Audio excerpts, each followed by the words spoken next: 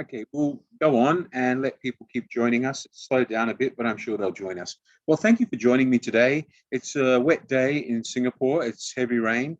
I hope you've got fine weather in your country. Ladies and gentlemen, today we're going to talk about developing an effective business plan. Yes, developing an effective business plan. Does everybody here know what a business plan is? If you know what a business plan is, could you wave your hands to me? Who knows what a business plan is? Good, excellent, excellent, excellent. I see more people are waving their hands. Excellent. All right, so let's talk about a business plan. A business plan is not simple document as some of you think. April Rose, business plan, Grace, Sel, and all of you is a very complicated process. The fact that we've just gone through COVID-19 has made it even a more complicated process. Let's look at developing an effective business plan post the COVID-19 pandemic. Please take notes and please ask questions. COVID-19, ladies and gentlemen, is the most infectious disease we've ever been struck with in the world. We thought SARS several years ago was bad, but the country never locked down for 3 months. We didn't have millions of people die, and we didn't bury people in mass graves all over the world. COVID-19 has ruined the world. COVID-19 will never be forgotten. COVID-19 has destroyed business all over the world. The rapid outbreak of COVID-19 has presented not only health risks to the world, it has also put significant commercial constraints and it's impacted businesses globally. The likes of Amazon have grown. The likes of brick and mortar retail, supermarkets and shops in your own country have almost gone bankrupt. Factories have had to close because they could not have people working during lockdowns during COVID-19. The virus knows no borders. We thought COVID-19 was over. It's not over, ladies and gentlemen. COVID-19 is still growing. People are dying. Some 30 to 40,000 people are dying every week around the world, whether it's in Europe or other parts of the world, Hong Kong, other parts of Asia. There is still people dying. There is still people being infected. COVID-19 has left the world in an unpredictable situation. In addition to the human impact, as I said, or in addition to the commercial impact, the financial impact, and in addition to the deaths that it's caused, okay, 94% of the Fortune 1000 companies are already suffering financially and have actually said that it will take them probably 3 to 4 years to get out of the financial distress they're in as a result of COVID-19. And we're talking about the top 1,000 Fortune companies in the world. Some of the most financially successful and richest companies in the world are now reporting that they're suffering financial despairment as a result of COVID-19. And all of these companies are now having to review their business plans. And we'll talk about that shortly. COVID-19 it's not the first time it's struck, as I've said. COVID-19 has been around for the last 2 years, and it's probably going to be around for another 2 years. It's not only affected businesses, it's not only hurt businesses all over the world. COVID-19 has also hurt students like yourself. Look at it. Estimated months of learning delay lost by students all over the world, whether they're at high school, whether they're at university, whether they're studying, whether you're unemployed prior to COVID-19 and have been trying to educate yourself to get better qualifications to get a job, whether you're working and want to get promoted and have been trying to study. COVID-19 has disrupted not only businesses and people's success at businesses operationally, businesses financially, it's also disrupted students from continuing their education. Let's look at countries that most of you would know. Let's look at a country like Southeast Asia. 12.4% have been delayed, okay? Percentage of academic year. So 12.4% delay in their academic year. Let's look at other countries. Let's look at globally, okay? 82% of education programs have been delayed. Okay, all right, let's look at Europe. 36% of European students have been delayed. So, ladies and gentlemen, it's not only impacted businesses, it's not only impacted finances. COVID-19 has also impacted students all over the world. So COVID-19 has left no boundaries. COVID-19 pandemic has caused airline revenues to drop by 60% in 2020. Air travel, tourism are not expected to return to pre-2019 levels before the year 2024. Airlines have had to start rewriting their business plans from scratch. Airlines stopped business. Airlines could not fly. Airlines had to put all their aircraft in storage for nearly 2 years. Now airlines have had to completely rethink their business plan. The aftermath of COVID-19 has affected different industries around the world globally in different ways. Since the end of 2019, more than 4 million people globally have been affected by COVID-19. More than 4 million people have caught the virus. 4 million people have not been able to work as a result of the COVID-19 virus. 4 million people have had their lives disrupted. If 4 million people couldn't spend and have been affected, imagine how many businesses suffered because there was no money being spent by the retail consumer. 4 million people globally. Taken hundreds of thousands of lives. People have died. It has paralyzed supply chains. In a matter of weeks, sectors such as aviation, tourism, retail, manufacturing, construction have started to struggle and continue to struggle. Falling demand on consumer goods. People have decided to shop online. Businesses, brick and mortar shops have suffered. Brick and mortar shops have lost millions. Businesses are entrenched in a global crisis that is spiraling into a recession. Not many have ever experienced a recession before. A lot of business people are suffering because before COVID-19, they had no plans of how to deal with a pandemic. They had no plans of what would happen if they had to shut businesses and people had to work from home. Their business plans were incomplete. There was no thought of business continuity should a pandemic hit the world. So business plans, business people were not thinking of their future. Their business plans were not complete. They were not effective business plans. Businesses all around the world have now realized that their business plans pre-COVID-19 have caused their failure during COVID-19, and now they're fighting to survive post-COVID-19. We have an unpredictable, fluid economy ahead.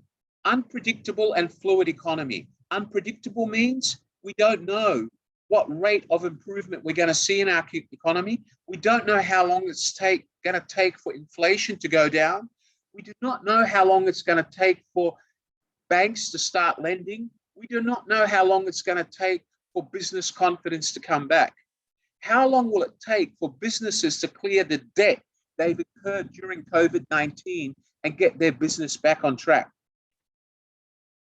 The fluid economy means the economy is fluid. Rather than being on an improvement step up and a continually improving economy, it's fluid. It's like waves in the ocean. They go up and down. The world and business is entrenched. We are in a spiraling recession. What do I mean by spiraling? There is a recession. Things are getting more expensive. Thanks to COVID-19, cargo, petrol, now with the war in the Ukraine, fuel is getting more expensive. The lack of product, the closure of factories, pre-COVID-19, post-COVID-19, the world needs products and goods and services. And the fact that there may not have been enough ships or airplanes flying, the cost of transporting goods around the world has become more expensive. And it's becoming a real issue. As a result of that, the cost of goods and services to the end consumer has gone up, and people don't have enough spending power. Businesses now need to take a leap of faith. They have to make a decision. Can I rewrite my business plan and replan the way I move forward? Can I come up with a new way to run my business? Can I come up with a new strategy and a new mindset throughout my company or my business so we can actually change the way we do business and work through a recovery?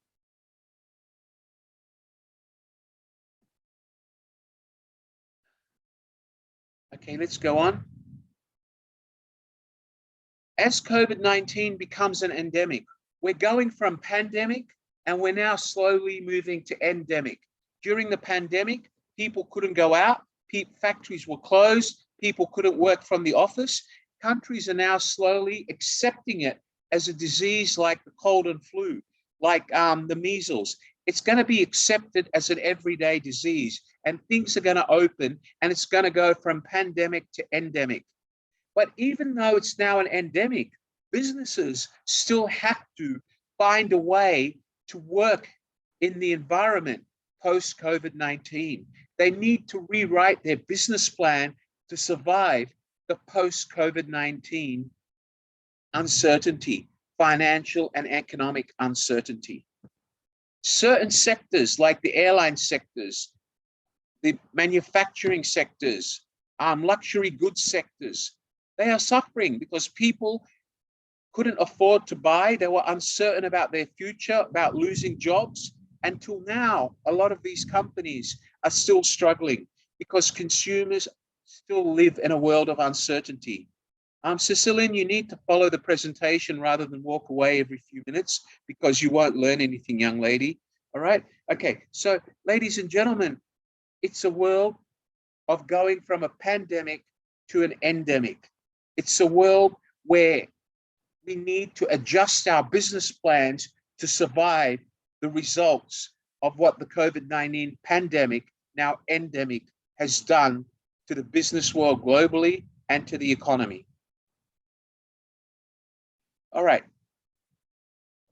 More than ever now, new startup businesses, young business entrepreneurs who have recently graduated with new and fresh business minds, these guys have more ability, more motivation to innovate and try to do business in a more creative way. And they are basically the businesses that are they are the types of business startups that are now coming up with ideas to solve the problems caused by COVID-19. And this is where young entrepreneurs, startup entrepreneurs, fresh graduates that have thought out a strategy, a fresh strategy on how to do business today post-COVID-19 have become more important to existing businesses. Now is a better time than ever to start tapping young minds, fresh graduates, people with a fresh mind that can help you bring fresh ideas into a business plan. Companies all over the world are asking consultants, universities, and leveraging on the new generation Z, not the old generation X or Y, generation Z, talent to reinvent their businesses, to reinvent the world, to reinvent profitability. Ladies and gentlemen, business leaders now need to change their mindset, because if you still think as a business person pre-COVID-19, you will fail. Business people now today need to embrace change. They need to be prepared to go outside their comfort zone and embrace new business mindsets. Most business leaders, ladies and gentlemen, from all over the world still work on a fixed mindset. Probably Sonam, Cecilin, most of you still think the old way. You're connected to a conviction that you learned from your father or the older generation. and you're very hesitant or afraid to change that.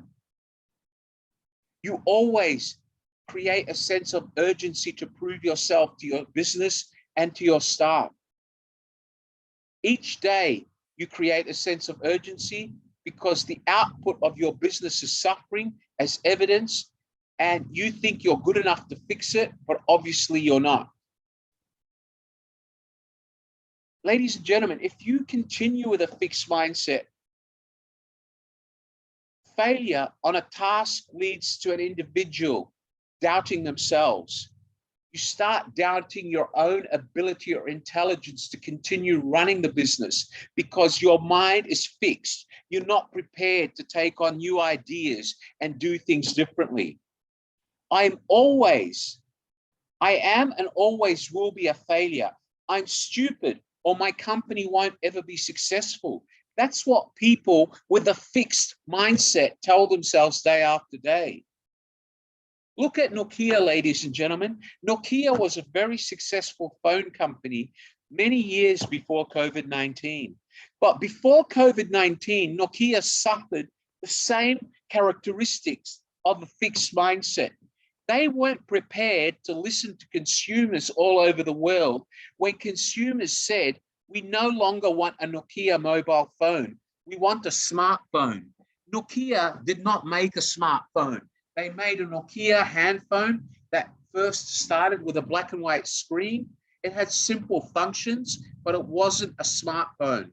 They then went to a colored screen, but still, by the time they came up and learned what a smartphone is, or started listening to their customers, because their fixed mindset always told them that they know better than their consumer, Nokia failed. Nokia closed its mobile phone business because Nokia used to operate in a fixed mindset. A fixed mindset leads to a desire to look smart and therefore a tendency to avoid challenges, to get defensive or give up easily like Nokia did, to see effort as fruitless or worse because you think you know better, you're a smart ass, you know everything, to ignore useful negative feedback. You never listen to your customers or your staff on how to improve. Steve Jobs, the man that founded Apple, always said, when I employ professionals to work for me, I should never tell them what to do. I should let them do what they know best. All I do is guide them on achieving our mission or our goals as a company using their knowledge. But I will never tell them that they don't know what they're doing. I will never ignore their advice because I am employing them as experts in their field. Steve Jobs did not have a fixed mind. People with fixed minds feel threatened by the success of others. As a result of their fixed mindset, companies may plateau early and achieve less than their full potential, and unfortunately, usually results in their early death. Most companies with a fixed mindset that don't change have a corporate lifespan of 20 to 25 years, and within that time, they'll either fail, be sold, rebrand, or have to come up with new products. Okay, let's look at change in mindset. A fixed mindset is something you're born with, Cicilline, something to avoid. You don't want to have a fixed mindset. It's fixed. Your skills are fixed. A fixed mindset is something where you're born and you use the same skills you've used all your life. You're not prepared to change. With a fixed mindset, you avoid challenges. You don't want to tell the world or admit that you need to learn. You're not prepared to accept the challenge. You tend to give up easily.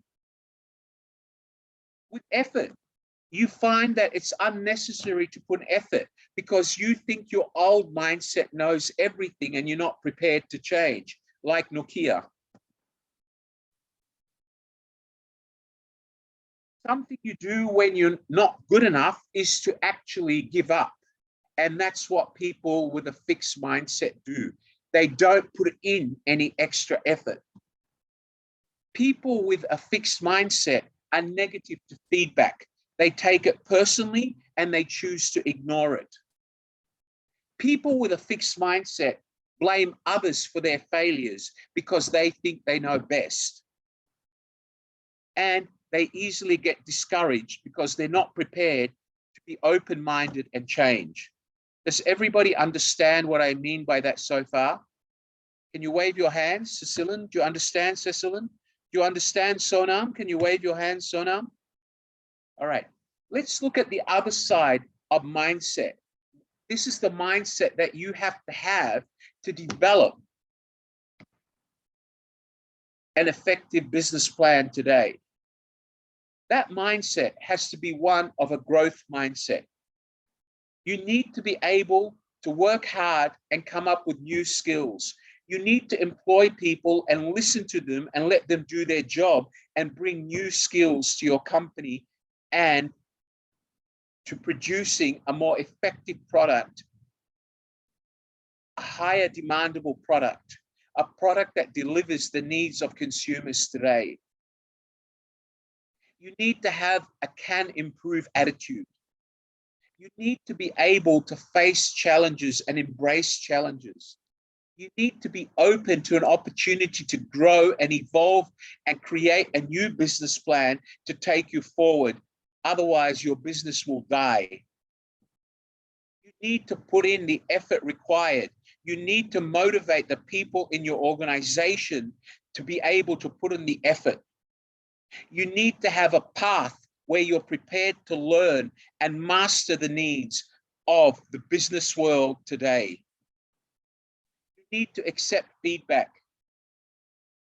And finally, you need to be open to the wake-up call that COVID-19 has left.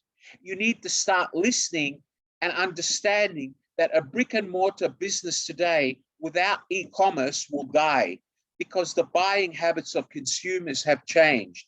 Whether you're a manufacturer, you're a distributor, or you're an end line retailer selling to consumers directly, your way of doing business has to change. The way you target customers has to change. Remember, write it down. You need to go from a fixed mindset to a growth mindset. That is what you need to do today.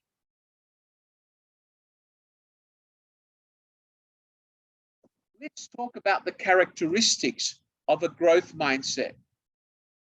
People with a growth mindset have a conviction that pushes them to develop, enhance through effort. They're focused and they're persistent. They listen to the people that work for them, but they have a quality which people with a fixed mindset don't have. That is persistence. They never give up. People with a growth mindset actually understand that they need to have a baseline of talented people working for them. They need to understand that incapacity, as well as relative strengths, weaknesses, represent a starting point for them to learn and develop. So by understanding their weaknesses, by understanding what they need to do to be strong in their business, they actually can learn from that and move forward. A growth mindset also prevails when failure illuminates. Areas for improvement are seen by somebody with a growth mindset for areas to improve, for areas to learn from areas to be embraced, from things to do in order to make the business better. And they don't look at them as a failure. They don't look at them with shame and disappointment. If you've got a fixed mindset, you just say, I failed. You're not prepared to admit why you failed or learn from it. But if you're somebody with a growth mindset, you actually have an open mind. You're prepared to accept failure, learn from it, and move forward. You're not too proud to say, I don't make mistakes. You're not too proud to say, I made a mistake and I need to change it. You're not too proud to say that I need to learn from my mistakes. Because if you've got a fixed mindset, you're scared of saying that. You're too ashamed. Being ashamed will only lead to you failing and your business dying. Individuals and businesses may greatly differ in their functional talents or foundational talents, their mindsets, attitudes, interests, temperaments, their eagerness to grow, the fire for them to achieve results. However, today more than ever, with a right growth mindset, you need to be able to push your determination to the people in your company. You need to show everyone that in every business, we need to work together. We need to have the fire, the determination to accept our mistakes, learn from our mistakes, and move forward and develop new paths for business.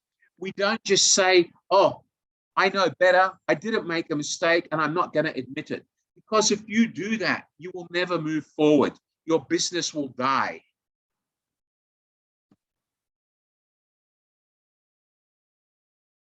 Growth mindset leads to a desire to learn and therefore a tendency to embrace challenges, persist in the face of setbacks, set efforts as the path to your business's success. Set down goals, set down efforts that will push forward your business and help it develop products which the consumer today wants. A global mindset will let you learn from the criticism. It will teach you to be open-minded and what we're going to talk about shortly, customer-centric, and listen to your customers. Nokia failed to have a growth mindset. Nokia failed years ago. And only now, shortly after COVID-19, Nokia has changed its mindset and become a growth mindset. They've learned the hard way. And now they've decided to go back into the mobile phone business, but not making them themselves anymore. Now they actually get them made by a third party in China and sell them through a different distribution channel. So they are no longer a market leader. They're trying to catch up. Why? Because they had a fixed mindset and it took them like 3 to 5 to 10 years to actually change from a fixed mindset to a growth mindset. So as a result, individuals, companies with a growth mindset typically reach higher levels of achievement than those with a fixed mindset. All right? Do you all understand that? Wave your hands if you understand now. Prabhathai, do you understand Prabhathai? Can you wave your hand, Prabhathai? Okay, all right, let's go on. Strategies to overcome market disruptions and uncertainty. How do we become strong enough to overcome strategies or to put in place strategies to overcome the disruption that our business might face if we're trying to start a business today? What do we do? It's very easy to overcome and survive and thrive in a post-COVID-19. You as business leaders, as business founders, need to use fresh strategic framing and create organizational structures that are ready and hungry to be agile. You need to create business plans that can change at the minute's notice. You need to create business plans that meet today's business environments. You need to not be fixed-minded. It's true that certain sectors like the airline sector may suffer, but for those businesses and airlines that are prepared to change the way they do business, ladies and gentlemen, the market will reward you because people have not been able to travel for years. People are hungry for travel. So providing you as an airline can develop your business plan to meet the demand of consumers today, post-COVID-19, you will be able to survive. But if you're an old-fashioned airline, like Alitalia, who's gone out of business, or a lot of the many small airlines who have had to close their doors or sell aircraft and reduce the number of aircraft, they have had to reduce the number of countries they go to. they will eventually die because they are not agile. They are not prepared to revisit their business plan and deploy their products and services in a new way, in a different way, in a more flexible way, in a more liquid way that will see them through the COVID-19 recovery. It will see them through a period of uncertainty. If you cannot work with uncertainty and you're not flexible and you don't have an open mindset or a global mindset, then your business will die. There are certain elements that are required today when you're developing a business plan, because you need to deal with COVID-19 as well as develop a business plan. You need to reimagine. Write it down. The first one is to reimagine.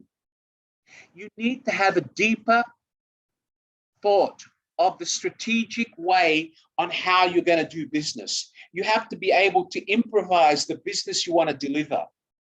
You have to come up with the best design for your product or services. You need to come up with a product or services and a team which is a high-performing team. You need to tap on government grants, government transformation maps. You need to talk to people who can guide you through developing a product that meets the requirement of post-COVID-19 consumers. Do not think that just because you have money, you know what products to develop. You can go to your governments. You can tap on government research, transformation maps, industry transformation maps. If you want to open an online business, you can tap on the online market industry. You can look at the way other companies have done business. You can learn from them. You can learn what problems they face and how you can avoid those problems. Businesses, companies, and government agencies need to work together. You need to have one collective focus. You need to understand what your government in your country is putting forward to help you before you invest your money and try to start a new business. You need to reimagine. To reimagine means to be prepared to improve, to improvise, to be agile. You need to have small, high-performance teams, collaborate with government and agencies. It doesn't have to be a small high-performance team. It can be a very large high-performance team, depending on how much money you're prepared to commit. You need to combine speed and rigor to solve practical problems in order for you to be able to deliver a reimagined business plan. You need to replan, not only reimagine, but any plans you had before COVID-19 now go into the rubbish bin. You need to focus on replanning everything about your business, what it's going to do, who is your market, how is it going to achieve its success, how is it going to make money. Most businesses are compelled to change their business models in order to stay relevant. So for you now, any business plan you had pre-COVID-19, you have to start all over again. Telecommuting, working, going to the office every day was the norm. Okay, telecommuting was until COVID-19 not imaginable. But as the world prepares to go back to work, after the circuit breakers, after companies being closed, after people dying, many organizations with the ability to do so are planning to make telecommuting the feature of working. So we used to go back and forward to work, but what happened during COVID-19? What did we do? We went online. We started telecommuting through online networks. We started doing business through Zoom. We started doing business online. We no longer got a taxi and went to work every day. It became an online business. So we need to replan. Now, post-COVID-19, are you still going to have a brick and mortar office and still bring 200 people to the office as you were thinking of doing before? Or can most of these people be employed to work through cyberspace and online? Is telecommuting the new way for your new business structure? How many people do you have work for you? How much office space do you need to have? We need to reimagine our business. We need to replan the way we're going to operate our business.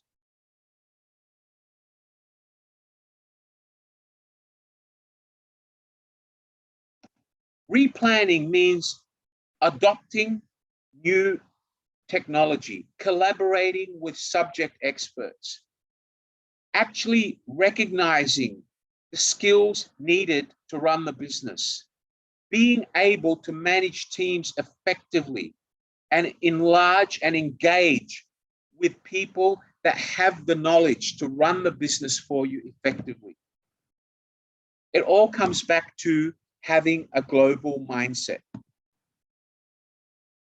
Replanning is about focusing on workforce replanning, rethinking the way you're going to manage or run your business.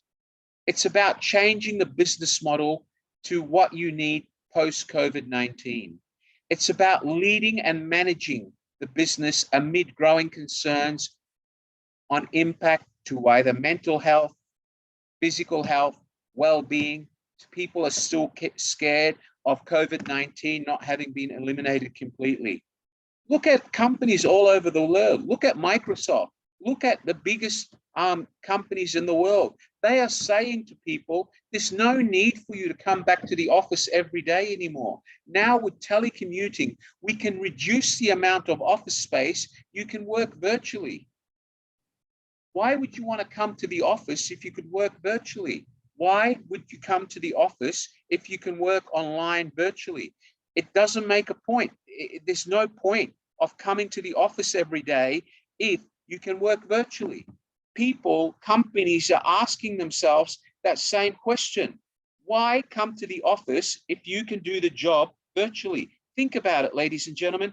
Think about why would you want to come to the office?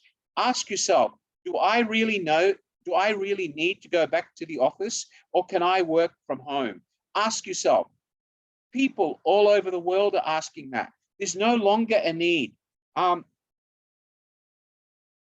There's no longer a need to be in the office. There's no longer a need to have furniture. There's no longer a need to have 200 people in the factory. You can have artificial intelligence. You can have robots and reduce the number in the factory floor to maybe half or 40%. That's part of reimagining. That's part of replanning. All right? Because if you force people to come back to work, worried about the post-COVID-19 trauma that still exists, they will not be 100% productive, because in the back of the mind, they'll be worried about catching the disease from someone at work, whereby if they can work from another location and work online, they would have more confidence and be less stressed about their mental health or concerns about catching the disease, and they will be more productive. All right, so we've talked about replanning and reinventing. All right, so what is reinventing? All right, we already covered reimagining and replanning. Now we're going to talk about reinventing. Reinventing, ladies and gentlemen, is creating a new idea, a new way of doing business. And post-COVID-19, you not only have to replan, you not only have to reimagine, you also have to reinvent. And the most important thing for you to reinvent is the way you deal with your customers. You have to put yourself in your customers' shoes, because more than ever now, if you don't reinvent the way you deal with customers, then you might as well not waste your money. Take up a radically new focus on customer centricity. Customer centricity is the ability for people in the business to understand their customers. Put yourself in your new customer's shoes. Ask yourself, Cheryl, what would I want from this business if I was its customer? The customer is firmly in the driving position for your business. If you open a business and you have no customers, then your business will fail. The customer will drive the success of your new business. So reinventing the way you interact with the customer is a very important ingredient of the new way to prepare a business plan. Customer centricity must be in the top list of priorities in you inventing a new business. Businesses that put their customer at heart of the organization will experience an increase in customer lifetime, customer value, and a reduction in turnover and loss of customers and having to go out and find new customers. Reinventing and embedding customer centricity into the new way or new business plan will, ladies and gentlemen, need to happen. Otherwise, your business will die a quick death and it's no point even starting. Businesses today are customer centric, whether it's Amazon, the world's largest online and most successful online retailer, whether it's Alibaba, whether it's the biggest brands in the world like McDonald's, Starbucks, Singapore Airlines. These world famous premium brands are more than ever customer centric. Think of Amazon. You can actually order anything you want from Amazon. Think of Alibaba.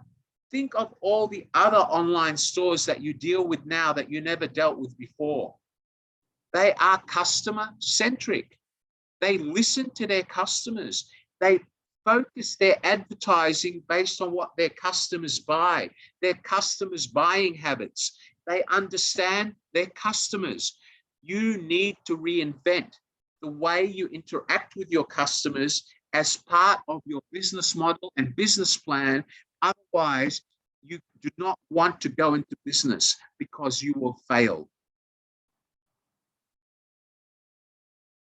Reinventing is one, having clear goals about communicating with your customer. The customer has to go first, and you must be focused on delivering quality to your customer. It's very simple, ladies and gentlemen. Customer centricity, reinventing the customer in your business means putting the customer first. You have to have a clear roadmap on how you're going to communicate with customers. That has to be upfront, not after you've invested thousands of dollars starting the business, because it will be too late. The last one, and one of the later ones, not the last one, is to be able to recover. You need to have part of your business plan that sets out on all the possible available support you can get from your government or the industry you're going into to make sure that you succeed and avoid failing. Some examples include scaling up e-learning for your staff or the team that you want to employ, implementing collaborative online tools to make it easier for your customers to buy, for your suppliers to deliver product to your factories and warehouses. Okay, you can also, if you're in the food business, you can look at new ways of packaging, testing food quality to avoid infections.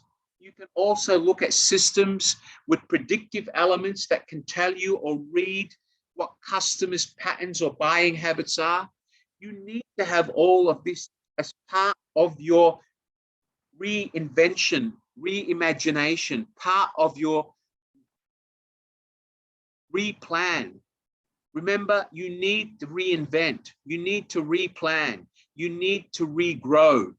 We said before, we need to replan, we need to reimagine, right? You need to have this as part of your reimagination process, your replanning process, your reinventing process. You need to have the recovery plan in mind. You need to make sure that you plan so you don't fail. You need to learn from what you have to have in place to ensure you're able to meet the trauma, the economic failure, the economic pressures, and the economic stress and economic liquidity that you're going to face in an unstable post-COVID-19 business world.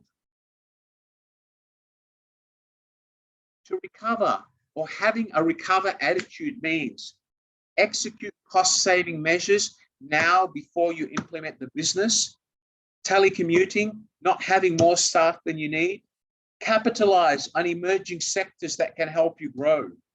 Scale up e-learning systems and remote working tools to reduce your costs and make your business more lean, more cost lean, more productive, efficient, more effective. Because if staff are happy, the business will reap the rewards. If staff are productive, the numbers will go up.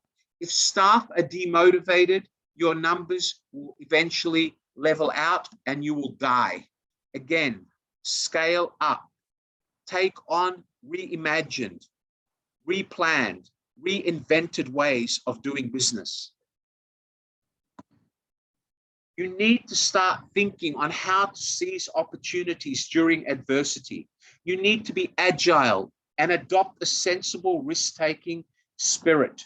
You need to nurture and support the right environment for growth. If you can't adapt to today's business environment, then don't go into business. You need to acquire new mindsets and have the best brains and talent to work for you. I'll give you an example. Let's stop the slide share and let me talk to some of you. Ladies and gentlemen, if we're going to go into business today, all right, if we're going to go into business today, sorry, bear with me for a moment, please. If we're going to go into business today, Cecilian, think of it, Cecilian. If you're going to open a hairdressing salon today, Cecilian, and you employ local hairstylists who are old and their hairstyle is not fashionable, do you think you're going to attract customers to your salon today? Open your microphone, Cecilian, talk to me. Unmute your microphone. Hi, Cecilian. If you were going to open a hairdressing business, you were going to invest $100,000 to open a trendy hairdressing salon, and all the hairdressers that work for you were old ladies. Do you think that's going to get you young customers and grow your business, or do you think that your business will fail? Definitely, it will not grow, sir, because I will be failed. Right. Because so, those older people are they don't have the new ideas. All right. Also, if you could have software in your salons where people can actually take a picture of themselves and see new hairstyles on their face before your young Korean hairstylists or trendy hairstylists touch their hair, customers will get more motivated, because customers today want you to understand their need. They don't just want to go into a hair salon just for the sake of it.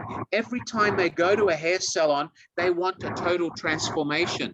Can you think, Cecilian, if you go to a hair salon and there's this young Korean guy that's really spunky, and every time you look at him, you wish you could go out on a date with him, would you be motivated to have him restyle your hair, or would you prefer an old guy in his 50s that doesn't know what he's doing? Which one would motivate you more? I think the young one. Thank you very much. Thank you. So do you understand what I mean by seizing opportunities, reinventing, reimagining, replanning? Do you understand what I mean by that, Cecilian? I can't hear you. Can you unmute your microphone again? Do you understand what I mean by that, young lady? Definitely. Good. Thank you, ma'am. Thank you for contributing. Thank you. Okay, ladies and gentlemen. So you need to basically go forward. You need to basically start seizing opportunities. Let me go back to my PowerPoint, please. One moment, please. Okay, so you need to seize opportunities. You need to be agile. You need to be able to adopt a sensible approach. You need to be able to think about risk and learn from what other people have failed. You need to actually do things in a new way. All right, let's go on.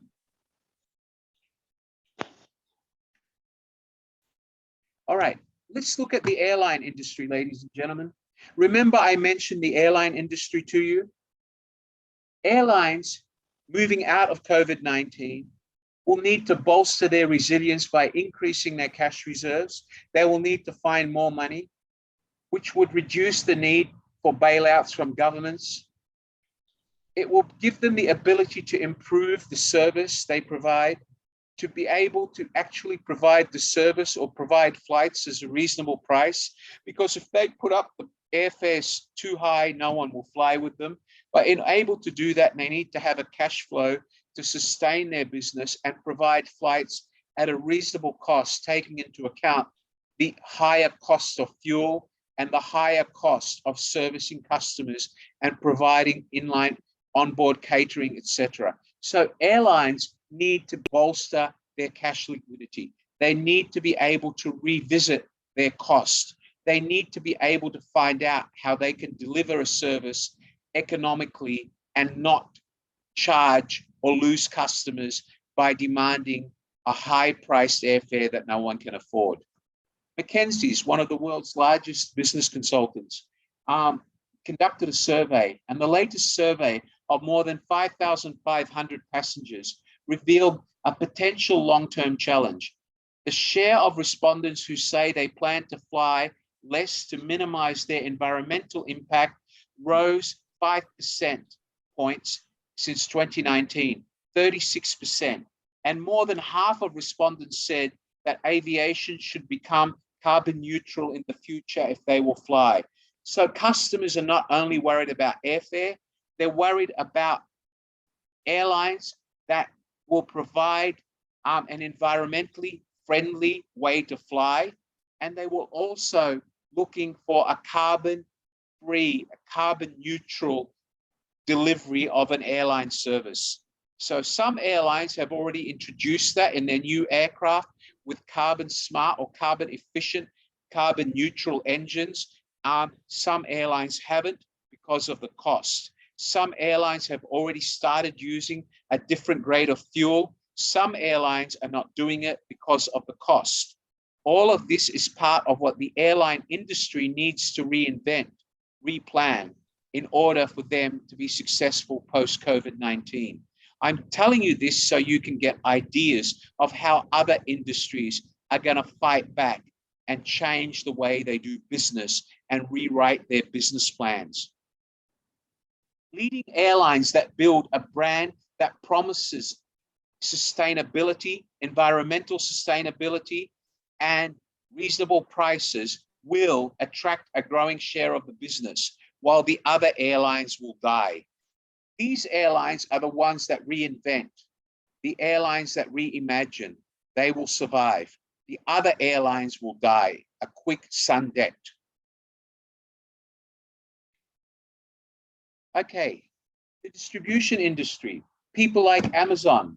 Distributors can learn from Amazon business and other large digital players that are building best-in-class distribution networks and offering products that they use to avoid due to technical or supply chain challenges before. So prior to COVID-19, companies like Amazon did not have distribution warehouses in 20 countries.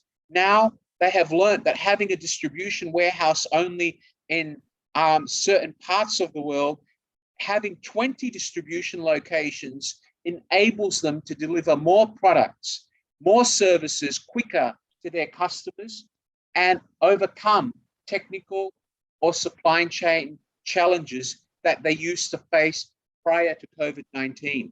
Because of COVID-19, Amazon learned very quickly. They set up distribution centers all over the world. Very quickly, they reduced the number of people in their warehouses.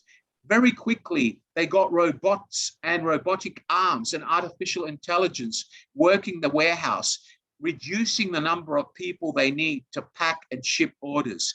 If Amazon didn't do that as a result of what they learned from COVID-19, then Amazon would be a failure.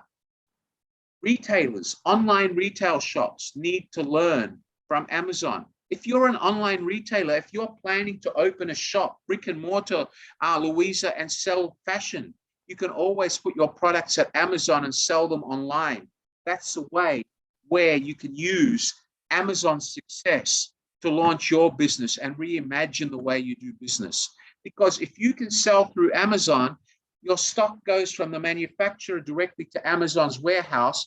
Amazon sell it for you. Therefore, you need to carry less stock in your own warehouse and shops.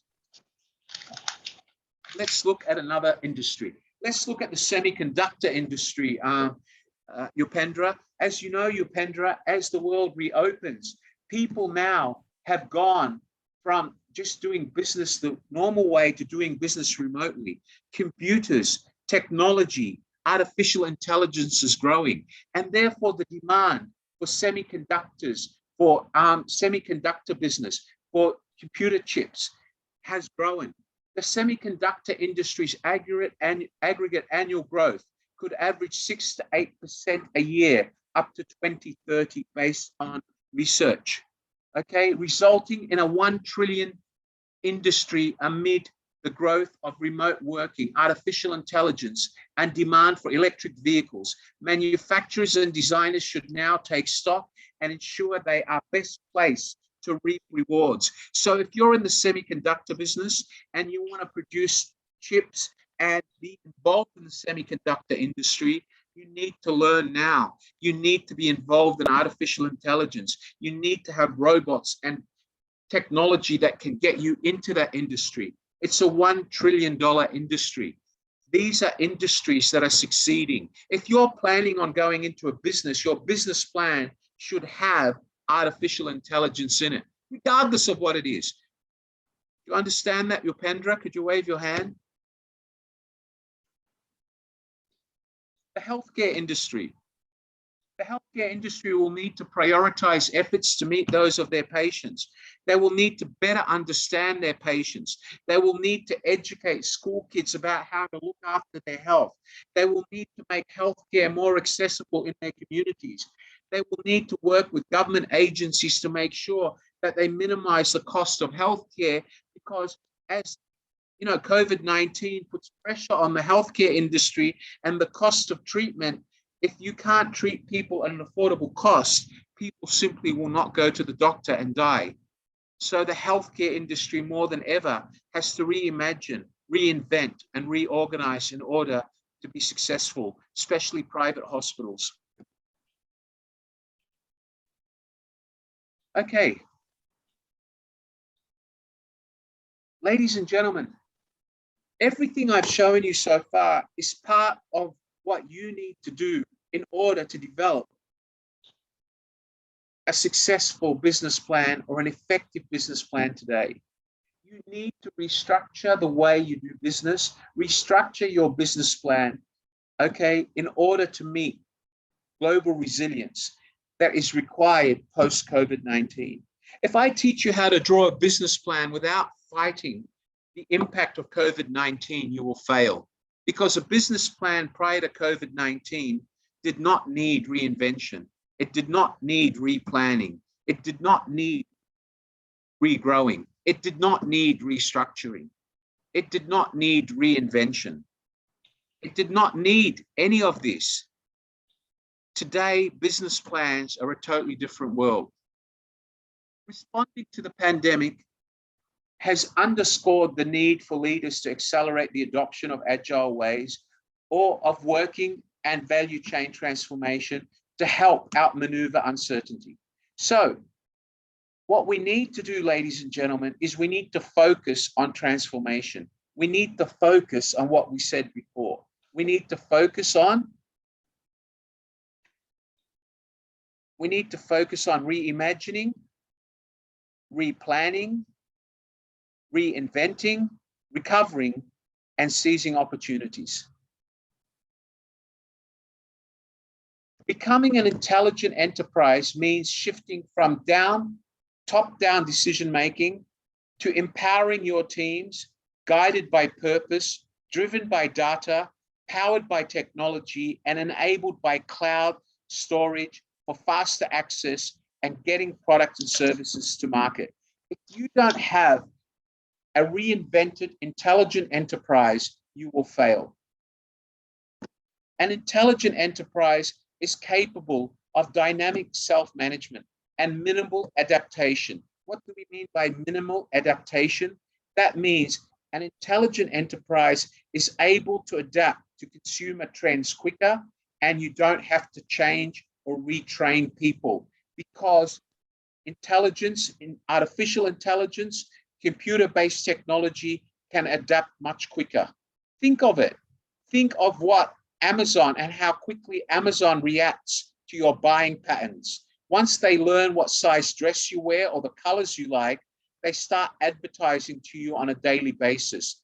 That's not because it's done by people, it's because of their intelligent enterprise. They have artificial intelligence.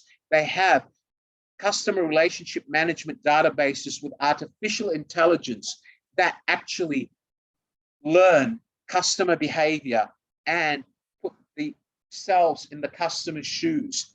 Through an intelligent enterprise, Amazon is able to attract more of its customers to buy products they like. That's why Amazon is now one of the world's leading online e-commerce stores. So to be resilient, to be able to start a business today, it has to be intelligent. Remember, we're not going into crisis management. There's a difference between crisis management and business planning. Don't confuse them, because if you go into crisis management, you can't start a business. The former should prevent the latter. The idea is if you come up with a good, effective business plan, you will not have to have crisis management. The businesses years ago, prior to COVID-19, failed to have an effective business plan because they never expected COVID-19 to happen. Now they are in crisis management, and they will make sure that their new business plan will cater for another COVID-19. So they have learned and will never be in that position again. All right, making time for planning can reduce the time you spend fighting fire later. Look at all the businesses that have no plans. They had their business plans failed to deal with something like COVID-19. They are now fighting to survive and having to come up with new business strategy. That's why I am teaching you what you need to do to develop a new strategy from scratch without having to fight fire or crisis. Let's talk about 6 key steps that can lead to an effective plan for your business. An effective business plan should be based on current data. It should include specific information about your business. It should talk about the details such as the industry outlook, the industry you want to go into, who your target customers are, what services and products you're going to market, and how you're going to market them, how you're going to sell them, and how are you going to finance the business. That's what an effective business plan has to cover. All of this has to be covered.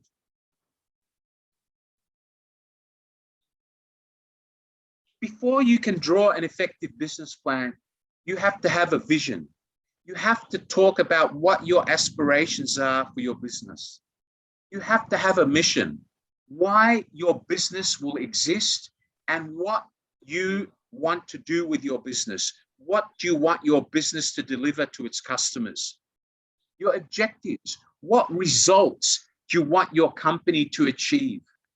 Your strategy, how are you going to make sure long-term that the business you're starting has the intelligence, the business intelligence, the IT intelligence, the customer intelligence, the customer know-how to survive? How are you going to survive another COVID-19? That has to be part of your strategy. You need to have a method. You need to have an approach. You need to have a plan on how you're going to execute it. And you need to have tactics. You need to be focused in action plans of exactly what product you're going to launch, when, how, to which market, at what price. All of this has to be part of your 6 steps: vision, mission, objectives, strategy, approach, and tactics. Does everybody understand this? Wave your hands, please. Wave your hands, everyone. Louisa, good girl. Luong, do you understand this, Luong? Win, do you understand it? Win T, can you wave your hand? Good, excellent, thank you. All right, great. All right, let's talk about, now we've looked at the 6 steps. The 6 steps being vision, mission, objectives, strategy, approach, and tactics. Now, once we've got the steps, we need the ingredients. Just like when you bake a cake, Cheryl, you need flour, eggs, milk, baking powder, chocolate. It's the same with a business. You don't only need the steps, you need the ingredients. Otherwise, your business plan will fail. Those ingredients are an executive summary, a detailed description of the business, the market and the business will operate in, a SWOT analysis, which I've taught you in a previous class. Management, team, and personnel need to be decided. The products and the services you're going to offer have to be outlined and decided based on research. You have to have a marketing plan in place. You also have to have a financial plan. So all these 6 steps are useless unless you are able to answer all the ingredients, because the steps without the ingredients will end up with 0. You cannot bake a cake without flour. You cannot start a business without the ingredients. The second step, or the first step, is the executive summary. This is placed as number 1 in our list of ingredients of a business plan, but it can easily be the final stage. That's because sometimes it's easiest to write your summary after you've covered all the details. We should always have the executive summary drafted. Then after we come up with all the details, we can refine it. But this is the number 1 paragraph you should be thinking of. A great summary is one of the key features of a business plan. It serves as an overview of your entire business and the elements surrounding your business. Your executive summary has to include the 5 W's, which I've also covered in a previous lesson when we spoke about SWOT and setting goals. Does everybody remember that? Tran Hui Tin? Yes? Okay, so who, what, why, when, and where, as well as the mission statement. So the 5 W's have to be part of your mission statement. Think about why you're starting the business, along with where you would like to be in the future. How will you get there? Your mission statement is the start of creating a culture that you and the people in your business organization will live with and work by. If you get it wrong, your business is doomed to die. The description of the business. This ingredient should contain details of things such as your goals and the customers you will service. It should also talk about the products and services that you will offer to your customers. It should also provide an overview of these products and services and how they will address customers' needs and wants today. For example, if I'm going to open a hairdressing salon, do my customers want young Korean hairstylists, or do they want old ladies, local ladies who haven't learned how to cut hair for the last 20 years and don't know what modern hairstyles are? Do they want a hairstyling salon with the latest technology where they can try on new hairstyles through a computer screen first? Or are they not interested in that? They just want anything and everything from the past. Ladies and gentlemen, think about what your customers want. Reinvent your understanding of the customer. Put yourself in the customer's shoes. You need to address the customer's needs and wants before you decide on your business and what your business is going to produce. You need to decide on what is the market for your products or services or your business. You need to understand how well do you know the market you're going to. What does a typical buyer look like in the market that you're trying to actually target? What is their income level? Does the business have the hallmarks or disruptive innovation that is going to cause a shock to your competitors? Does your business idea actually have something that is going to take everybody by storm? If you don't, then your business plan will fail. Do you all understand that? Your business plan will fail. You need to come up with something, a product or service that is going to cause disruption to other businesses in the same industry. If you're not going to cause a headache, if you're not going to cause your competitors to worry, then your business will fail, ladies and gentlemen. Your business will fail, because if you can't cause a shock, if you can't cause someone to worry, if you can't bring new ideas to your business will fail. You need to be disruptive. If your business plan is not going to disrupt your competitors or people who are in a similar business, then your business plan is not a business plan. You're doomed for failure. You need to look at the markets you're going to focus on, the markets you're going to operate in. This is when you need to do research to determine who your target market is. What consumer earning or what level of consumer are you looking for? What age consumer are you looking for? You need to try out your idea and talk to consumers or potential consumers in the market that you want to go to and see if they would be interested in your market. Because if you can't disrupt what somebody else is doing in the same business that you're going to start, there's no point of you starting a business. You need to look at what have others done before you and what are you going to do differently? What are you going to re-engineer or reinvent to have a leading edge over them? You need to analyze what information you've uncovered about your competitors and what you're going to do to address the problems they face and to be able to disrupt their customer base. You need to do a SWOT analysis. Does everybody remember what a SWOT analysis is?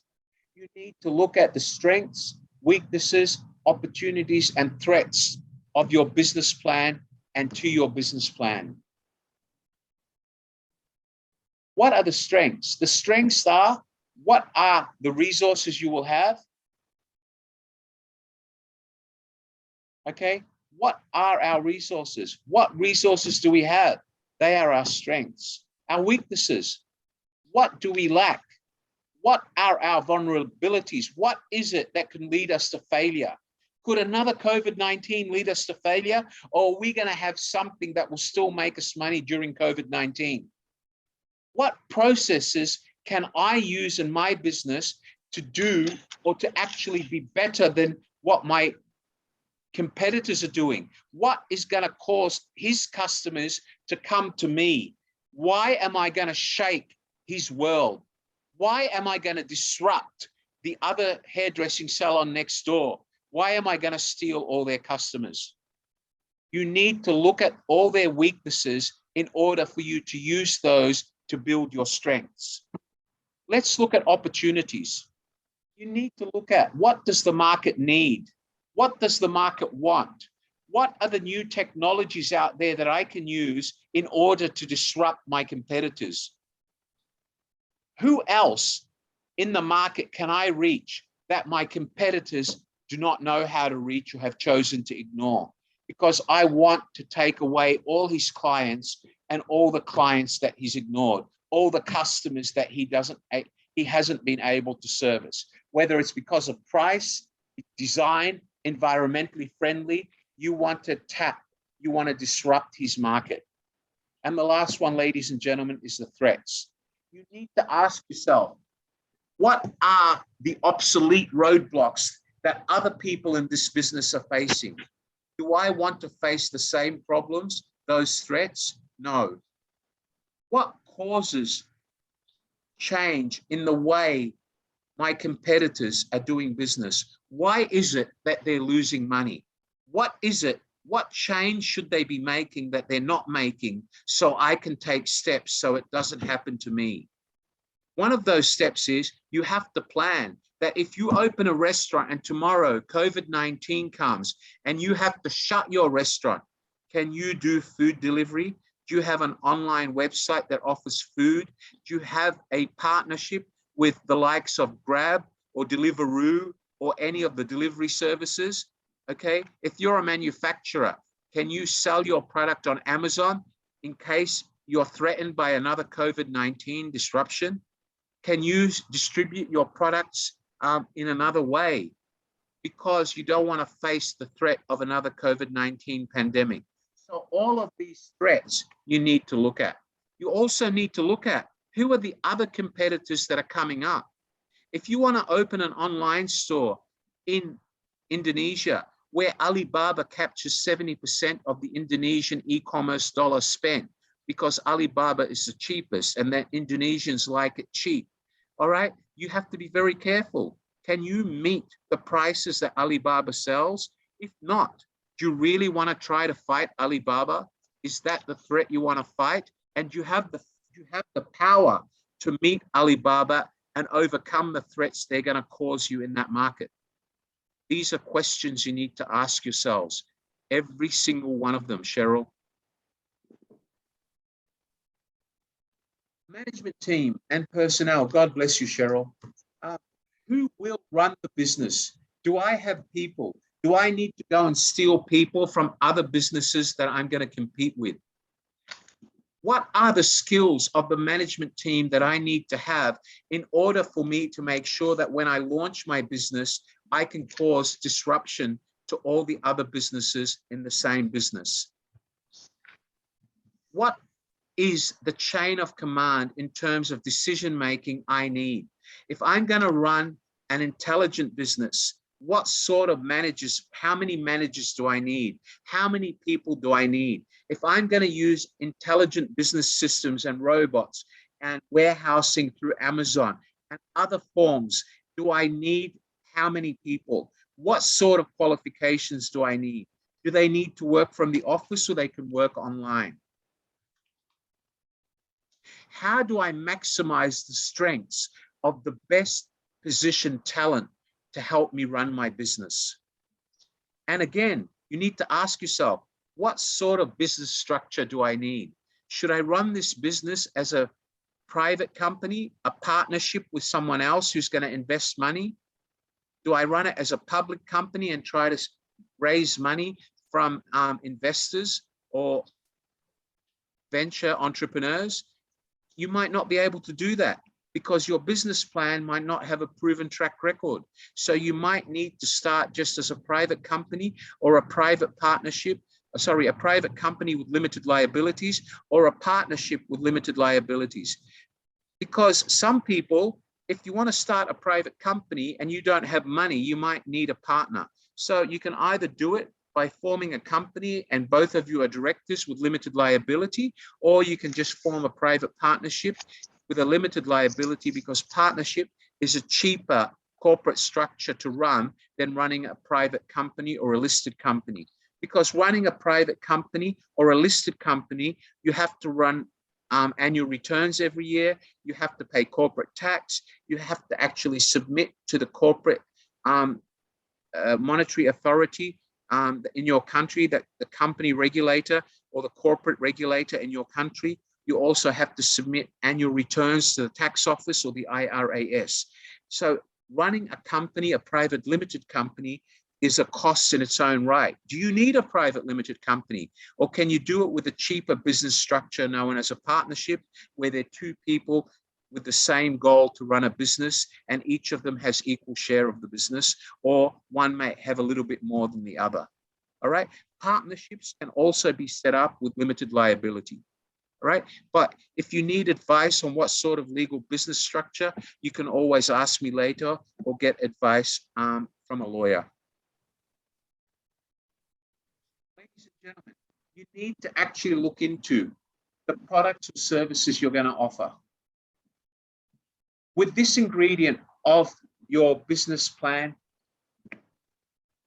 You need to detail what will be produced. What is your product? How will it be produced? Where will you buy it from? And how will it be sold? You need to outline how your product or service will meet a particular need in the marketplace. You will need to actually document how you're going to get customers to keep coming back and become your repeat customers. How will you serve them if there's another COVID-19 crisis? Who will you rely on in terms of your supply chain? How will you deliver the products to your customers? How are you going to protect your idea? Do you need copyright? Do you need intellectual property on your idea, your design, or your product? Or is it a product that's already common in the market? Are you copying the product from somewhere else? Because if you are, and that product is protected, you will get sued. So you have to make sure your product is original and you're not copying somebody else's product, unless you're just a seller and you're distributing somebody else's product. But if you're manufacturing the product, intellectual property and property patents, copyright laws are very important, because if you just photocopy somebody else's product, you will end up getting sued and you will end up having to sell your house to avoid bankruptcy, just because you made a mistake in the way you chose your product. You cheated, you copied somebody else's product. The next one we have to look at is the marketing plan. Before you implement the business plan, part of your business plan has to have how you're going to brand the product, how you're going to market the product, who is your target market, and how are you going to reach out to them. How will you achieve the market share? What market share do you want? And what marketing do you have to do to disrupt your competitors? Ladies and gentlemen, one of the most important final elements is the financial plan. You have to have a financial plan in place in order to be able to sustain your business. Creating a financial plan will give you the opportunity to address your financial concerns and talk money, raise enough money to start your business, because you don't want to start, then run out of money and fail. That is not an effective business plan. You need to have financial projections. You need to know what the cost is, and you need to know where you're going to get the money to make it happen. Again, you can come back to me for advice on this, and I can go through it with you in more detail, because I don't have time to do it through this. If none of you have been in business before and you're trying to start your own business, maybe it's time you joined our school, Kingston International School, and did a diploma or a postgraduate diploma. You invested $900 for a postgraduate diploma, or a very low $720 for a diploma. And through those courses, you will learn all the management, sales, marketing, and business elements here to help you run a business. Because if you've never been taught all of that, to even come up with a business plan, you're targeted at failing. Even if you're a business person, there is never a time for you to stop learning. You still need to learn. If you haven't studied in the last 10 years, then your business mind is stale. Your business mind is in the last century. You need to attend an online course where you can study at night and broaden your mind and become a global mindset. Learn new ways of doing business, new academic business strategy and disciplines, which you don't have. Because without those, no matter what business plan you put forward, is going to fail. You can write any business plan, but unless that business plan is effective based on academic and proven business experience from academics and consultants and people who've been in business for years, you will fail. It's cheaper to invest $720 and study a business diploma, or $900 and study a postgraduate diploma, and learn the skills you need to be able to start a business and help you develop a business plan during that course, so you can then one day open your own business. Ladies and gentlemen, financial planning is not just putting numbers on paper. Financial planning is about understanding inflation, understanding the cost of raw material, understanding that if one supplier ups their price, How are you going to deal with your customers? Do you have other suppliers? What are your competitors buying? What are they selling it for? What profit margin is your competitor maintaining? If you come in with a lower profit margin, can you survive? Okay, you need to have all of this in place. If your competitor is a manufacturer and you're only a distributor, can you survive? Can you undercut him because he's a manufacturer rather than you buying from somebody else and redistributing? All of this is part of your financial planning. All of it will contribute to your setup cost and your operational costs for the first 6 to 12 months. Ladies and gentlemen, today what I've hoped to cover is the basic elements of developing an effective business plan. I've hoped to cover with you just the basic fundamentals. My name, my phone number, and my email address are here. Please take a picture of this with your hand phone. If you have any questions, you can WhatsApp me or you can email me. If you want a copy of the PowerPoint presentation, you can WhatsApp me sometime after 8 o'clock tonight, and I will put the PowerPoint presentation to you by WhatsApp. In your WhatsApp, please say BizTalk 36, developing an effective business plan. Please send me the PowerPoint and I will send it to you. Please make sure you put your request clearly, as I've said. I attended BizTalk 36, developing a effective business plan. Please send me the PowerPoint. I welcome you all to ask me for the PowerPoint by WhatsApp today, and I'm happy to send it to you by morning tomorrow. Ladies and gentlemen, I will take questions now. I will stop the presentation. All right, let's talk. Who wants to ask questions? Let's start by setting the rule. Can you please actually put on wave your hand, and I will answer your questions. Who would like to go first? I have a question for here from Dan Badur Monga. Mr. Monga, can you unmute your microphone, please, sir? Good afternoon, sir. How can I help you today? Good afternoon, sir. Sir, I'm fine, sir. What about you, sir? Hello. How can I help you, Dan? Sir, can I have the PPT of this lesson, sir? Yeah, if you send me a WhatsApp at my WhatsApp number asking for it, I will send it to you by WhatsApp later on tonight. All right? Okay, sir. Thank you, sir. Did you take a picture of my WhatsApp number? No, sir. All right, I'll put up the slide again shortly before we go. Please take a picture of my WhatsApp number and email. That goes for all of you. My co-host, could you type my WhatsApp number, 822? All right, Dan, if you go to the chat box right now, my WhatsApp number is there, +65 822 5220. If you send me a WhatsApp later on tonight, put your name, put BizTalk 36, developing an effective business plan, and say, I want tonight's lesson or today's lesson. I will send it to you by PowerPoint before tomorrow morning. All right. My WhatsApp number and my email address are in the chat box. But if you're only after the PowerPoint, please do it by WhatsApp and I will reply to you by morning. Please do it today. All right. Does anybody else have any questions? Dan, have you learned anything from my session today, Dan? Yes, sir. Have you learned anything today, Dan? Yes, sir. Yes, sir. Thank you. You're welcome, sir. Bang Riek, how can I help you, sir? Would you like to talk to me? Can you unmute your microphone, please, sir? Hi, how can I help you, sir? Unmute your microphone. Hi, how can I help you? Yeah, thank you. Thank you, sir, for this wonderful lesson. I'm grateful for that. You know, like you say, like about online marketing issue in South Sudan or in Africa. It's ineffective because most of the people like they haven't gotten they haven't reached technology. Technology haven't reached all across the whole continent. You know. Yes. Most of the part of the country is still uninformed. You know. You get that.